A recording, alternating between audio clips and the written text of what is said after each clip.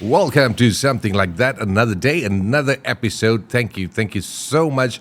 That's right. I thought of starting off the show by thanking everybody who's supported the show recently, especially for our friends in Switzerland, India, and a couple of other countries. Thank you so much for taking our show to the next level, bringing into the top 100 for the Apple Podcast charts in Switzerland, India, Tunisia, and a couple of the countries. Thank you so much for supporting the show.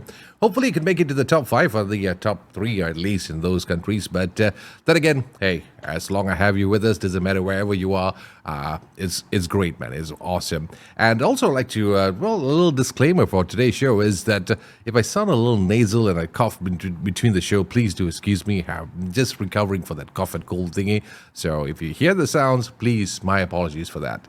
But today, I must say, today I'm very, very excited for my guest who will be coming on board in a very short while. Dude, I have been a fan of his music and his stuff since I first met him last year for another show. We were having the show and he was performing, and the moment he started singing, I froze. I literally froze. I just jammed. I couldn't move. I was just stunned, and I was amazed by his songs that he was belting out on that particular day, the style that he was doing it, his baritone voice. He makes me sound like Mickey Mouse also, and he's awesome, man. He's freaking awesome. I've been a fan ever since, and since I first met him, and his track is out with a brand new album. His second album, to be more precise, called Faceless Name, and it's an awesome, awesome album. You got to check it out. We're going to talk more about that. And to add cherry on the cake, he's also a very good-looking guy, so you might find a big contrast on this visual for this particular podcast. One good-looking fella, one okay-looking fella. So let's bring him in. Shahid, better known as Sounds of Kites, man. Hello, hello, Good, hi. Hey, Nav. good to have you on board, man. Thank you so much Hey, for likewise, making man. time. Yeah, I've been Thank like you I for said having me, earlier. man. Yes, it's a pleasure. I've been like I said off air. I wanted to have you on board since the last we met, but I had to make sure everything was perfectly fine before I bring you on board, man. Because Yeah. I don't know, like I said, I've become your fan, and to be honest with you, I'm a fan of Malaysian music industry, a lot of indie Mm. scene and so on, and I like a lot of Malaysian music. But if I would have a chance of, like, say, the top 100 people that I like or artists that I like, you're definitely in the top 10, man, or maybe Oh, top man, three. what an honor. What an I honor, man. am I'm amazed with their music because it's not your conventional sound. That's how I like to put it. It's like whenever you hear to an artist, especially if it's Malaysia down here, or maybe in most parts of the world, you don't find your sound. It has that. I don't know how to describe it. How would you describe your music, or rather your sound? Because it's not exactly an old style of genre. It has that infused of a new tone a little bit in there. So how would you describe your music? I've always had trouble when someone asks me that question because I would like to think of myself as a folk singer-songwriter, mainly because I play the guitar. Um, Okay. but then again, like, can I really say it's folk? Not entirely, because It has um, the elements of the, it. it has elements of it, but it doesn't really stay true to the roots of folk, I would say. Oh, yeah. I guess over the years, I've delved deeper into other genres, and I've mixed and matched over there. You know, like how you have fusion Asian food. So I Yeah, would call yeah. it fusion folk, I suppose. Yeah. Maybe, perhaps. Because the thing is, like, when I first saw you during the AEW session last year, Mm, what caught my attention was I was watching this movie, The Warrior. I don't know whether you recall that particular movie. It was something to do with MMA fighting and so on. So mm, this is mm. one particular scene at the end where both brothers were in the ring fighting, and instead of having all those hard, punchy kind of tracks, they played songs like has your genre in it.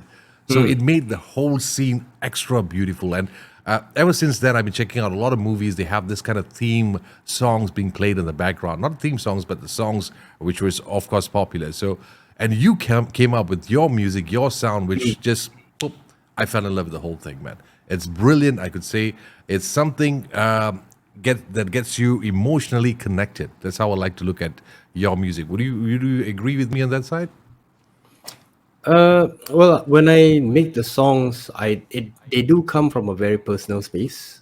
In a sense that when I try to deliver a certain parts of the lyric, I would make sure that it, it fulfills what I want to say and what I'm trying to Okay. convey. Yeah. So I guess from that angle, It is a bit emotional. I would like to think that both my albums, the first and the second one, are like a personal venture for me myself. Okay. Yeah, I mean, And talking about movies. Yeah, I mean, like I've always dreamed about having one of my songs in the movie, if possible. it's just a matter Yeah, of time, man. It's just a matter yeah. of time. I It is mean, because when you listen to the track. I mean, for those listening to this podcast, if you pay close attention to each and every track from Sounds of Kites, you realize that it's more like a storytelling when it comes to the songs. Like there's a story in it. There's everything. It's like lyrically, it's well written, man. I just love the whole idea of how you put your songs. I can see there's a lot of like what you mentioned earlier, a lot of emotions put into the song when you wrote it, and the style of singing, the music was going on, and pretty much it's just more of a guitar all the way, right? yeah, yeah. It's all guitars all the way. Yeah, so it is kind of nice. You listen to it one after another, and I kind of say if I would like to choose a couple of tracks from that album, I would like say choose one which was the foot inside the light, and then there's the other The one full called satellite. Yeah. sorry the fool sorry the foot itself. Kamikaze Kid was one of it, and then Eternally Barefoot. Yeah, sorry, that's what the word foot was coming on. Yeah, These are the Italy three bare feet. Yeah. tracks. Yeah, bare feet. See, I'm just messing things up again and again. So these are the three songs which I kind of like in this whole album. But I have also noticed something compared to your first album and this particular album. There's a different change of tone. I mean, you sounded a little higher on your first album compared to this. Is there any specific reason to that? This time you seem to be going a little lower than usual. Yeah, I mean, I guess as I age, I tend to get more bitter. Oh, So some more low and low. When I started off performing, I mean, like in the bedroom or at my college, I would just play and I try to imitate other bands like Arctic Monkeys or whatnot. So even vocally, I tried to imitate them, and I realized that I okay. couldn't reach certain parts of the song. I'm sorry, my battery. Oh, okay. Okay, that explains why the disconnection here and there. No worries about that. Okay. Okay, good. Okay. Yeah, I think we're good now. You got it all right. Just better double check, triple check. It happens, man. It usually happens all the time. But anyway, if while Shahid sorts it out, just remember you can head on to Spotify and check out his entire album. The second album is called Faceless Name, and also he has the first album, a couple of singles in there. So you might want to check that out. All right, just go ahead and check it out while we get Shahid back on board the podcast. And in the meantime, also please, while before Shahid kicks in, please remember this. You have to subscribe. Hit the subscribe button. Follow us on Facebook, Instagram. It's very simple. Just look for SLT with Nav. That's all you have to do. You can find us on Instagram. You can find us on Facebook. And also Spotify, Apple Podcasts. Just type something like that with Nav. And please hit on the subscribe button and also follow button. I'll appreciate that very, very much. Please do so. In the meantime, while we wait for Shahid, let's see. I might have to trim this thing a little bit, but then again, no problem at all. All right, looks like Shahid is back again, so here we go. Shahid, welcome back, man. Hey, hey. See, we spoke about it. Murphy's Law just kicks in on and off. When you least expect it, that happens, man. Yeah, No man. problem at all. Nah, you got all charged up? Your battery all charged up right now? It's charging. Okay, good. All right, where were we earlier? You're talking about back in college listening to Arctic Monkeys Yeah, and trying to... So my vocals, the way I used to sing was different. I used to try to sing and imitate other artists. I remember the first song I ever learned on the guitar was "Kiss Me" by Sixpence None the Richer, and I even tried to imitate how it sounded Oh, in the studio version. I mean vocally, uh, because you know, like being because at the start, like you don't know what else to do except but to borrow their chords, to even borrow yeah, their, to borrow how they sing. yeah. And then I moved on and Fall Out Boy, Arctic Monkeys, and yada.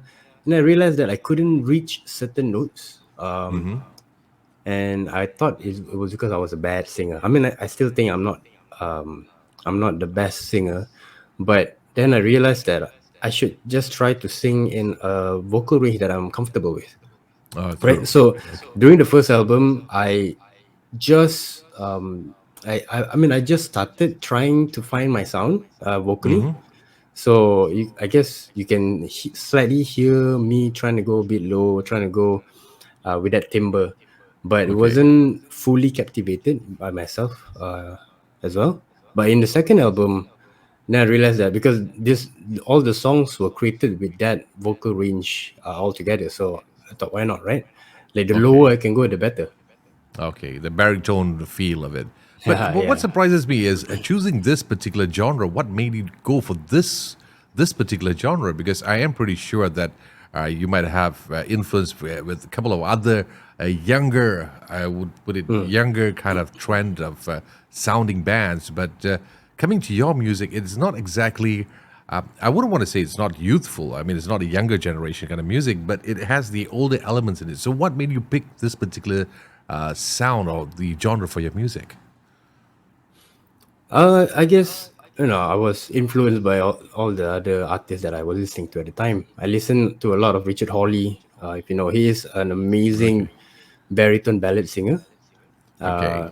Then I listened to a lot of The National. Also a bit of Nick Cave. So like Okay.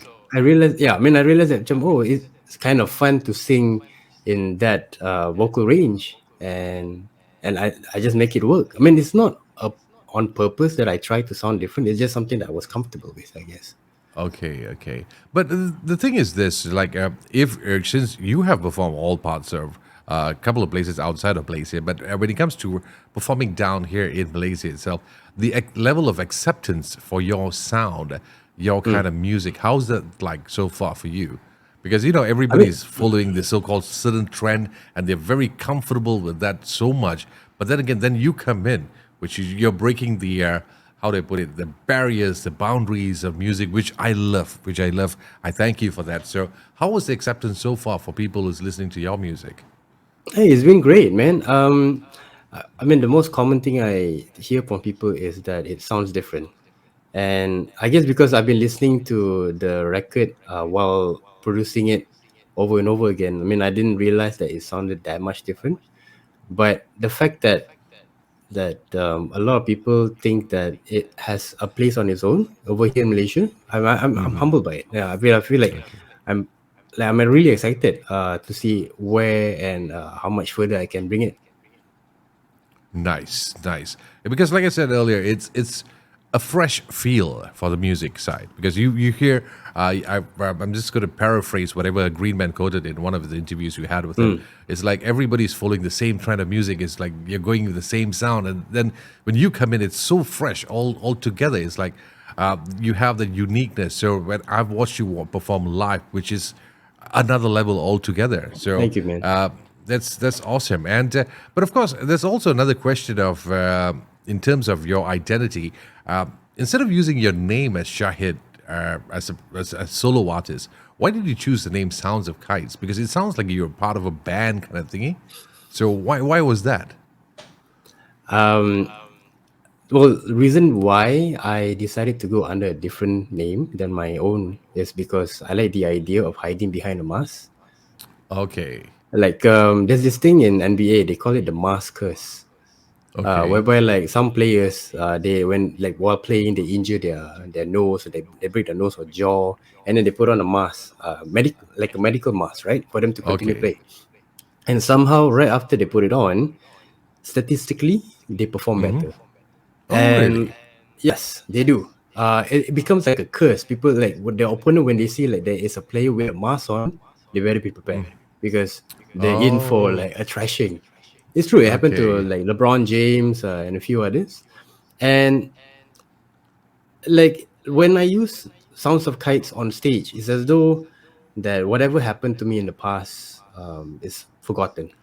Right? I am okay, there like a totally different person. I mean, I get the chance to be a different person altogether. okay. Yeah. All Yeah, right, so that's cool, why man. I Cool. decided to go under a moniker. The reason why Sounds of Kites per se has like a long backstory. Um, Please do share it with us. oh yeah, sure. I remember must have been like 19 at the time, so I was down at the local park with a best friend of mine, and we were just hanging out, like how boys do in their teen years. And came along this uncle who's probably in his 50s or 60s, and he had like grandchildren around him, and in his Nice. hands he had kite, like a kite. He brought along a kite, and I looked around. This is a park in SS18 Subanjaya, whereby it's covered with tall trees all around. And then I was Okay. like, it occurred to me like, what is this uncle trying to do? Don't tell me he's trying to fly the kite. There's no wind, but lo and behold, it actually flew. And the moment it flew, the kids, they all made all sorts of noise. Like the sounds that kids make when they're excited about something, right? Yeah. And I just remember that memory very vividly. Right now, I remember it still. And I remember at that point in time, I wanted to coin that as something, and I didn't know what to Okay. call it. So I just call it Sounds of Kites. It's not about the kites per se, it's about the memory. Ah, that's an interesting backstory. Because I wanted to ask you this earlier when the first time we met. It's like I thought, no, well, there's the right time and place for this. So now I get it. Sounds of kites. So I gotta thank that uncle for it. Yeah, yeah. I Have you hope it's bumped still into around. him? Have you bumped No, into the guy lately, again? though. No, lately. I mean, like, I moved out from that area probably 10 years ago. Now Okay. I live in Ara Damansara. So, I Okay. was just there 2 weeks ago, and I did not see him around. She goes Yeah. say thank you very much, and I'm not going to pay you royalty for anything. I mean, I did pay homage to him in my first album. So, Oh, that's yeah, nice. yeah, That's and nice the, and of the you. thank you bits. Yeah. Okay, cool, man. But let's speaking of albums, second album, Faceless Name. Let's Yeah. before we break down into the tracks of in this album, let's talk about the title itself, Faceless Name. Kind of nice, cool, pretty cover. You just covered your eyes, and you just had a nice shot taken, a bit of country feel over there. So why the name Faceless Name? Oh, it's actually a song. It's one of, I think it's track number 6 in the album. Yeah.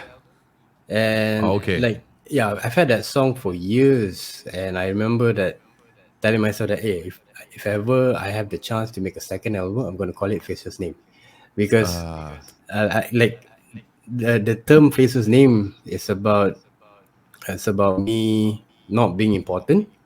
Like I'll be walking about, and like people know that I'm there, but they don't know that I exist.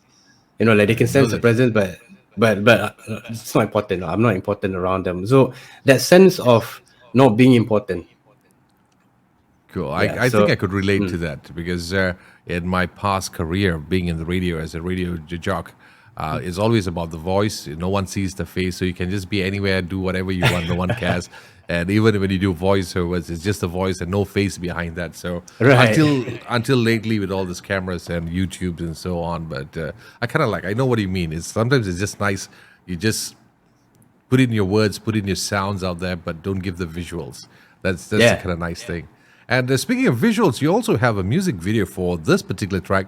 We're going to break it down a little bit for some of the songs. I can't go through the entire album. So let's start it off with Ipoh and Infinity. This caught my attention because the word Ipoh there, my hometown.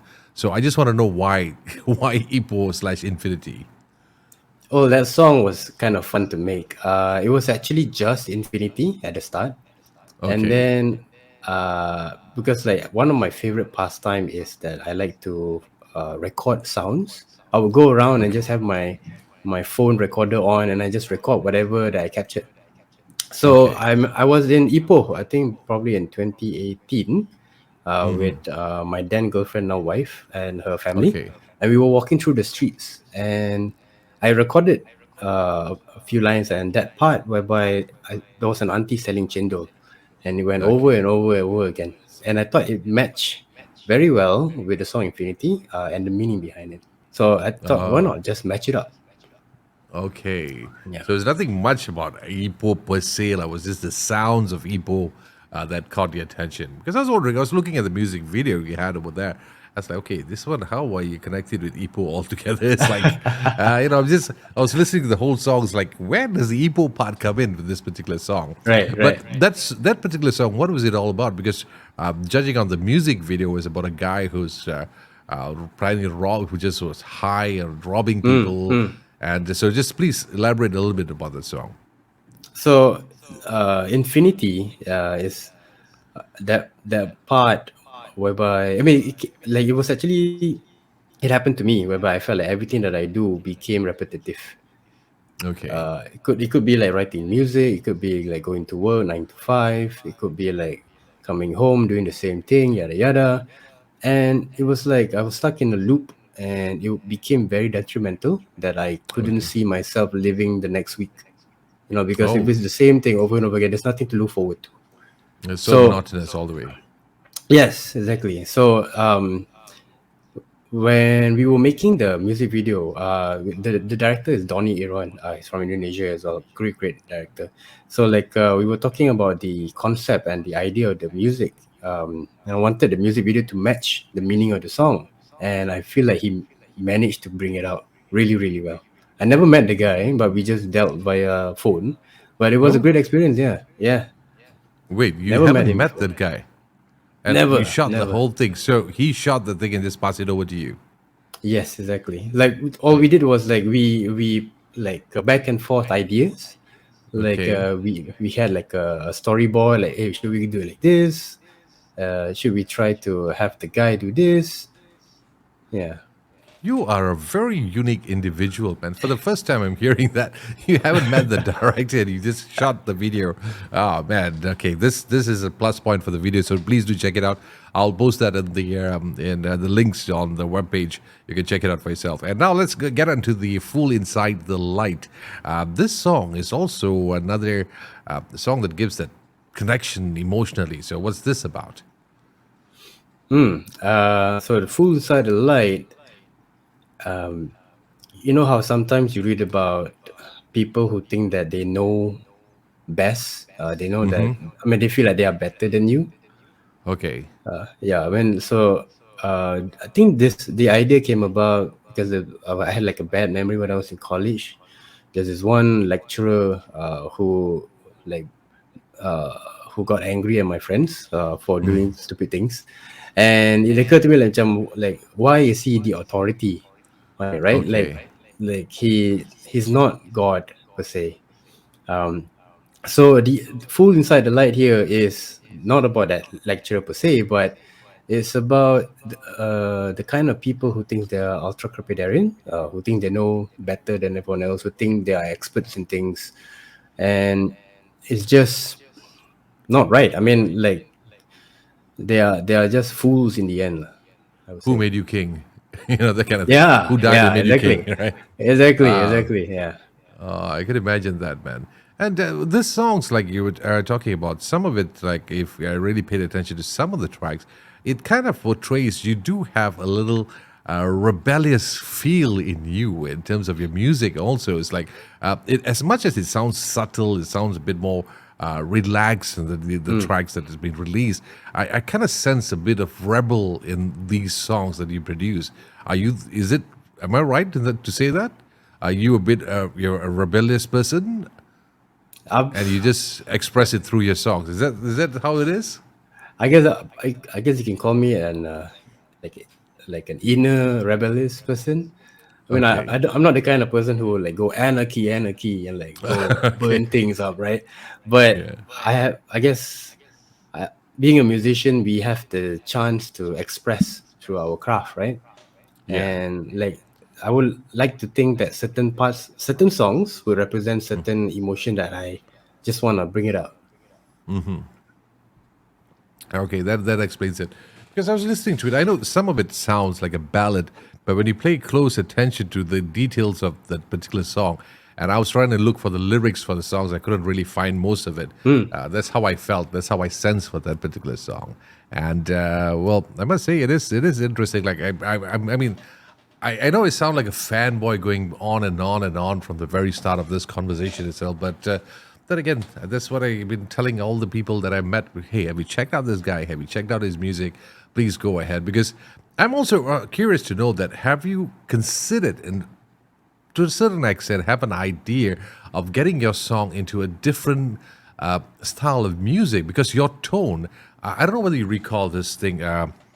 People like David Guetta, many years ago, sounds like JXL, Elvis Presley. They did there was a song, Little Less Conversation, on a remix kind of thing.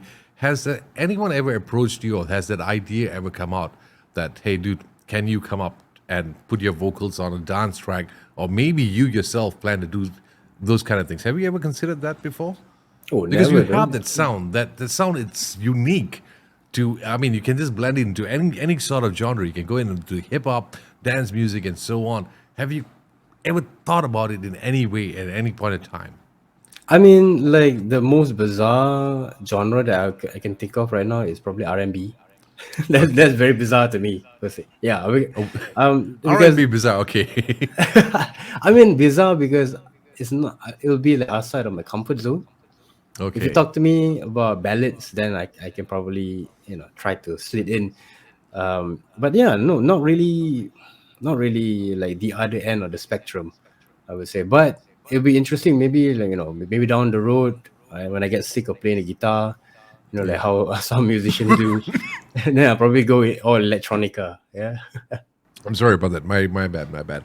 No, because I mean, I know it sounds like a ridiculous question in the sense of, hey, why are you asking this guy this? Because, like I said earlier, that the tone that you have, the tone that you carry, is very unique. It's like you can take things to the next level. You can go heavier, maybe different high beat. That's one of the reasons why I asked, because I know somebody's going to go out there and just go on rambling on the internet or whatever.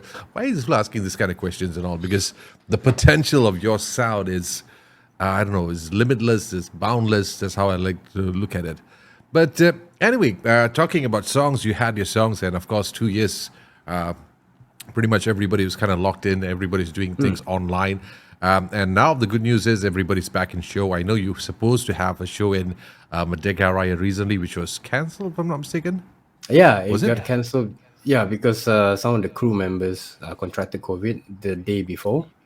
Ah, So they had lucky to like you. last minute cancel it. But then I'm happy to say that it's back on. I'll be back on that stage at Madikara on the 4th of August. Oh, okay. Yeah. Cool, Yeah, man. I that'll be think I might Thursday. Yeah, next Thursday. I think I'll be hitting on the 28th. I will be dropping by for a second. I would love to catch you in that part. And since your album's out, are you having plans of doing a tour or things, traveling around and sharing your music with not only your friends from Malaysia but other parts of the region? Yeah, Any plans? I'm in talks with a couple of my friends that I went on tour with in 2018. We call ourselves Selat Focus, simply because Okay, Selat Melaka and everything. nice. I Yeah, I mean, like, so these guys are Azmil, Bayangan, and this guy, he goes by the name of Hello. He's from Singapore. okay, Yeah, so that nothing set in stone yet, nothing finite yet, but the plan is hitting a few cities in Malaysia Peninsula, okay. hitting Singapore, and I think Indonesia is also in the works. But you know, we're still trying to move around with our schedules so that we can all travel together. Nice, nice. But yeah, I Is this? mean, like I feel like a proper album, like a full length album, I wouldn't be pleased if I don't tour and promote it. Yeah, I mean, you got to spread the word, man. You got to Yeah. spread the word about this particular album that's out down there. And have you actually submitted to any radios or any other parts of different parts of the world your particular Oh, music? not yet. I was inclined to try KEXP, like how Okay, all the other independent musicians dream, right? And yeah, then like I stumbled upon this page on KEXP. I can't remember the name of the writer, but he was explaining what you should do and should not do when submitting music to a radio station. So like he was okay, giving like it was a very lengthy article piece, but it was very like insightful because like this sort of things, especially because being in the folk scene, I only have a few people that I can refer to. uh huh, Um, so like I have to learn all these things on the go. So whatever that article piece mentioned, like it was really really insightful for me. And like I haven't had the nerve to submit to them yet, but like maybe one day I wake up and have the epiphanous moment. That, yes, I'll do it today. no, come on, do it, man. Do it. Don't wait for tomorrow, man. Forget about tomorrow. Do it today, because, like I said, it's when it's good, you share it as with as many people as possible. Because I was still puzzled because I was looking through all the media, and usually once in a while I do some research, and I was wondering why isn't this guy's track in other parts of the world? Because let's face it, okay, I'm just going to be very honest down here. Like we said earlier, the genre Malaysia, you're so saturated with this pop culture, a bit of extreme rock and all. So your genre, I don't know whether how many will appreciate it. Of course, they are a big group of it. But then again, it should be taken to the next level. It should be shared with other parts of the world. It's amazing, man. That's what I was hoping that maybe I would see your name in the charts in a different side of the world, from I don't know whether US, Australia, whichever countries applicable. So I hope you do it soon. Don't wait for tomorrow, man. I know there's Hey, guidelines how to submit songs on radio, but then again, being a person from the radio, fuck it, man. Just send it out there, man. Just send the thing out there, man. With I as will many do that people. right after this. Yes, please do, man. Please do. I don't. I mean, seriously, I'm usually not like this. I don't have that fanboy thing going on, but today I'm pretty excited because I just love this whole thing that's been happening right now, and of course I look forward for your shows and upcoming tracks. But speaking of upcoming tracks, are you already having things written down or for your next work, for your next album? I know it's too soon. I know it's too soon. But someone like you who likes to write songs, have you had things written down so far? Yeah, I mean, actually, to be frank with you, during the 2 years of COVID, I actually took up a songwriting class with Ami Jahari. Yeah, Okay. so like, because I wanted to learn songwriting the proper way, or at Uh least huh. a different way than what I've been used to. So he focuses more on writing from melody, which I've never done. Oh, okay. Yeah, I've always written from a guitar line first. So from a melody, and then it developed, and then it can actually become a song. And at first, it was a bit alien to me, but then after a while, after a few classes, then it became quite, I wouldn't say seamless, but getting to a bit of getting more transparent on how to write it. Like it came to a point whereby like I had a 30-day challenge whereby I had to write a song a day of Oh, different genres. Yeah, different genres and even different themes. a So yeah, I song a day. mean, So this is what 30 songs. 30 songs, yes. Wow, Yeah. that's a So lot, like, man. yeah, but whether they are actually good and complete songs, that's another matter. But there's the main essence of the songs are there, and some are still stuck in my head, and I feel like I can actually develop them even more to make a third Sounds of Guys album. Okay. Other than that, I also have some that didn't make the cut for Face's name, and I'm just Okay. trying. Yeah, I mean, I feel like I want to reframe them into another beast on its own, so that it can fit a third album. Nice, man. Nice. But how would your sound be? I mean, in terms of vocals, like you said earlier, from high pitch, the older you get, the lower you go. So now we're Right. moving on to the third album. Is it going to go lower? And since you're talking about melody, are you going to take it higher again? Which one are we looking at here?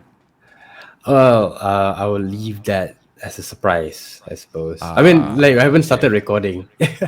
Oh man, because you see, like I said earlier, but you listen to this, it's like you just want more. It's like never enough. So I'm always curious, vocals, especially vocals. So I'm just puzzled, man. How is it going to be next? But there is a difference in terms of your album and your live performance, also, right? You don't really sound that low when you do it live. Is it true? I know. um, Because it I wasn't that don't. as I don't know, because from the last time I saw you perform live, maybe some of these songs weren't as sung during that particular time, but it wasn't as low as it is for this particular album. Did it on purpose or what? When you recorded this? Uh, I mean, when I perform live, I do try to sing it as close as Okay, it does in the album. okay, Yeah, but then again, like when you perform live, a lot of things goes through the head, and like I don't put emphasis on vocals completely. You know, okay, okay, like as opposed in the studio whereby like you have a lot of time to like okay. I told my engineer Shariman, like, hey, let's do it Celine Dion style, which is like one Ah, take. Never happened. okay. Yeah, never happened. Yeah, yeah, you never know. Maybe the next one. Maybe the next one. Maybe It's like next one. yeah, it's what funny about this particular podcast recording today. In my usual days when I do recordings or when I invite guests, I do a lot of research and just find out a lot of background things before I invite a guest. But this particular show, for some reason, I thought to myself that no, I am not going to do it. I'm not going to do any research on this guy. I just want to have chats with him. I just want to know what's on his head right now and just go on and on. And today, surprisingly, I'm just like stuck in the sense that starstruck, to be more precise. So I'm just running out of. I'm not saying I'm running out of questions. It's just I don't know whether I'm going to ask you the right questions for the entire podcast right now, man. Because there's so many things in my head to know about you in terms of your background. I mean, like your interest in music, the type of instruments you play. I see there's a keyboard at the back there. I know there's a whole lot of guitars. And is that a didgeridoo or was it that there's a long Oh, pipe at the corner of the wall? oh no, there? that's just like a piece of foam.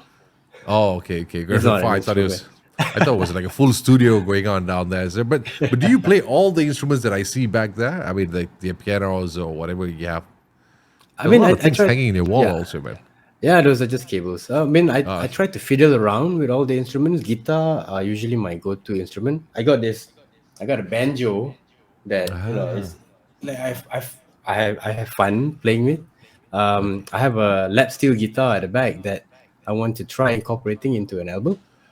oh, that's a lot. Yeah. But okay, the banjo. Are you planning to do that also into the Oh, album?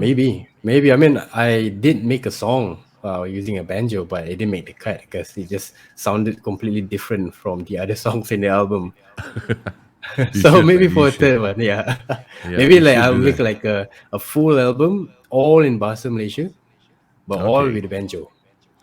But the thing is this, okay, we're talking about all these instruments. When you come to writing the song, have you ever thought of having other instruments? I mean, other people play music on your track? Because currently it's just guitars only, right? Um, So, have you ever thought about that? I mean, it's always a battle whether I should have other people play the other instruments for Uh my huh. songs, or should I just Okay. try to be a one man band as much as I Okay. can? Yeah, I mean, I Okay. like the idea that I get to control every sound that comes out. Okay. So yeah, even on stage, I try to make do with the limitations that I have, and I Okay. try to make do whatever I can lah. So Okay. yeah, so like being you only have two hands, I can play the guitar. I have a mouth, I can sing, or I can play the harmonica. I get it. I got two legs. I can either like switch on my pedals, or I can like kick a drum or something like that. So Okay. so far, that's how my imagination goes. But like but I'm not entirely against the idea of having other band Okay. members to play my songs.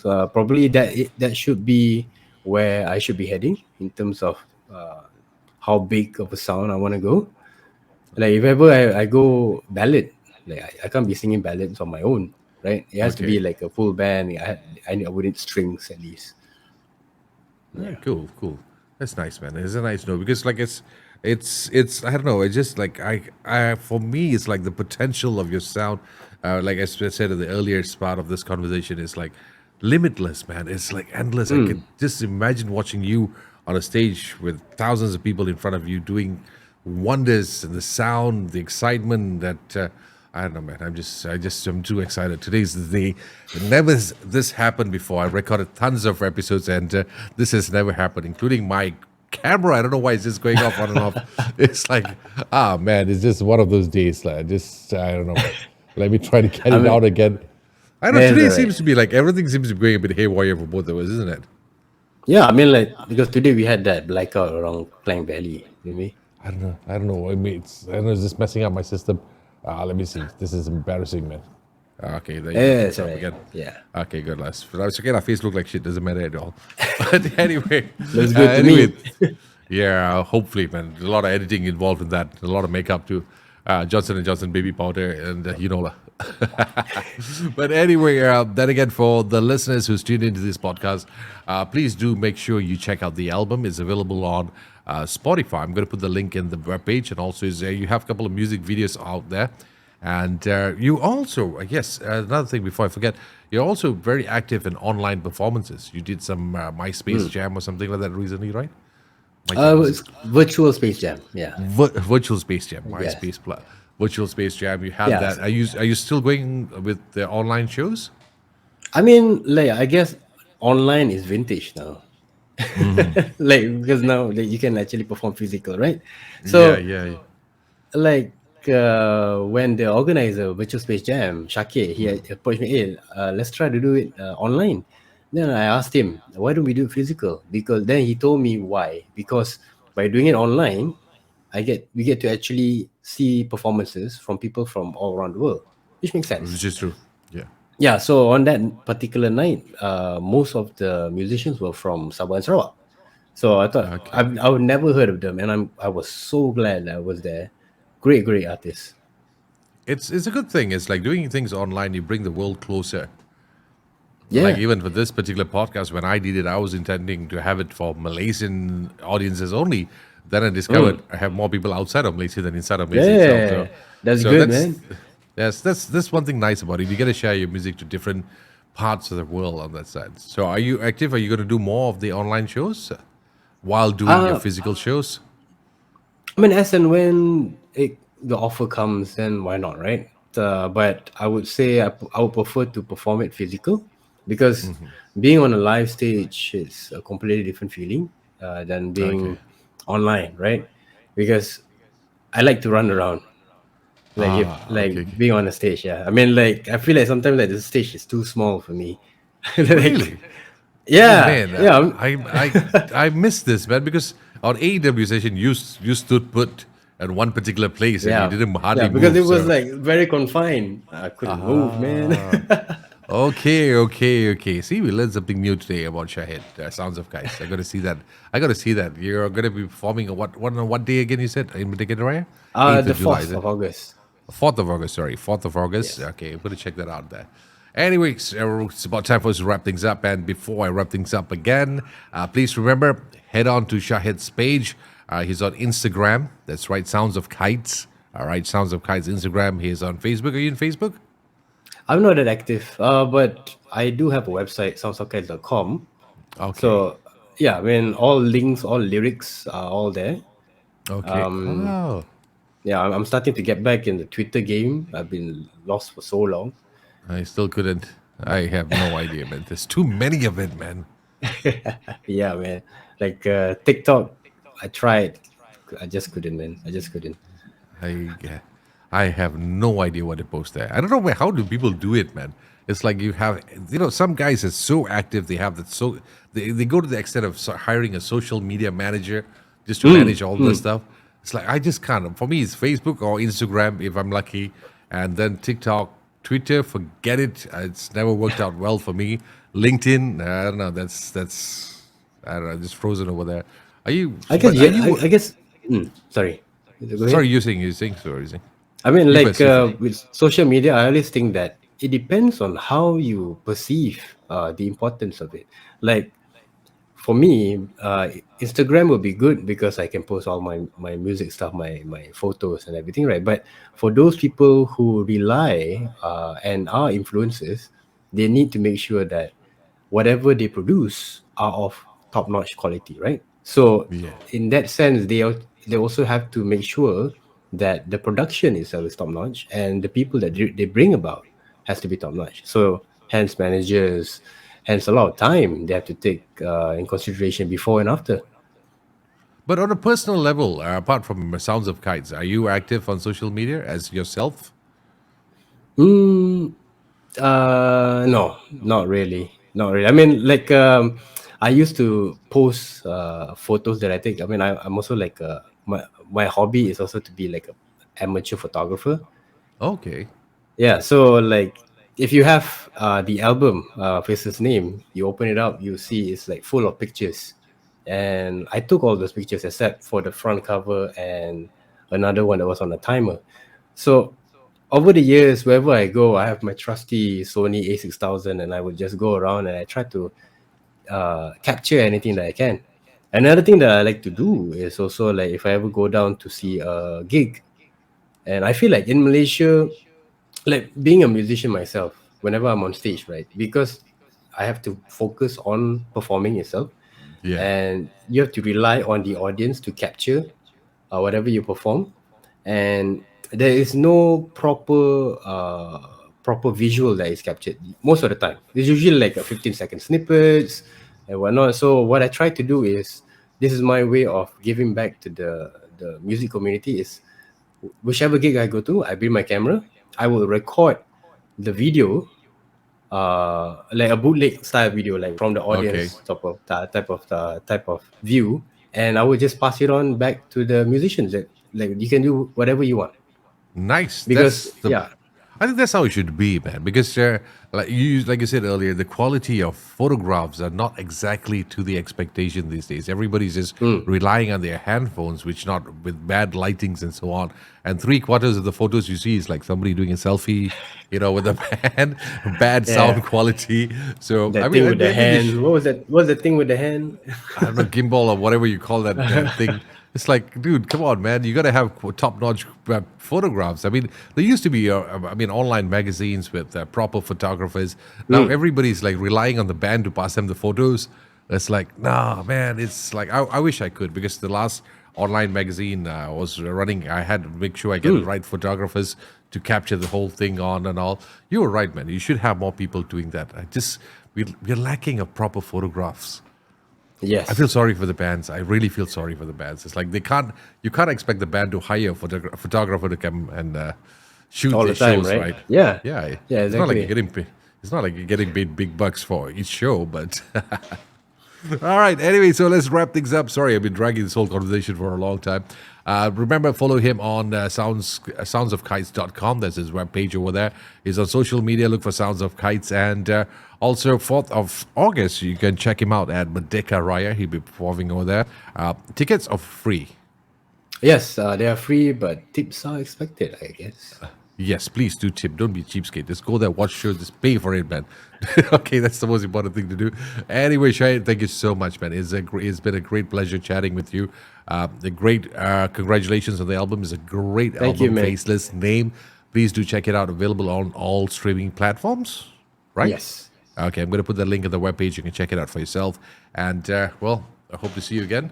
4th of August, I'll definitely try to be there, man. I'll definitely All try right, to man. I buy. hope to catch you there. Yes, please. Yes, please. So, once again, thank you very much. Have a great day ahead and rock and roll, man.